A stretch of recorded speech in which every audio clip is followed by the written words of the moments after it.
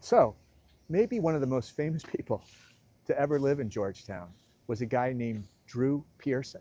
Now in the 40s and 50s and part of the 60s, he was a syndicated columnist with somewhere between 20 to 50 million people reading his words, along with a nightly radio show. It was called The Washington Merry-Go-Round, and he lived here. He was a hard-hitting journalist who wasn't above like talking about leaks and doing just about anything to get a story. People were nervous, what they might say around him. It wasn't like he played by the same rules as everyone else. And during this period, across the street was where Chip Bohlen lived. So across the street is Chip Bohlen's house. Now this guy is a storied diplomat. He starts out as the interpreter for FDR in both Yalta and Tehran, the Russian interpreter. And then from there becomes a Triple Crown ambassador, including the Soviet Union, which is what he was really an expert at.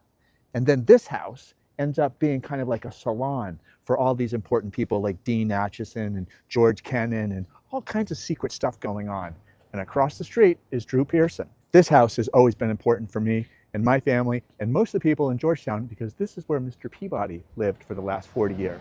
Mr. Peabody, Mike Peabody, Malcolm Peabody, was maybe the most popular guy in the whole neighborhood. Lived into his 90s, a generous soul in every way, and everything about him was just funny, thoughtful, and terrific, and we all miss him.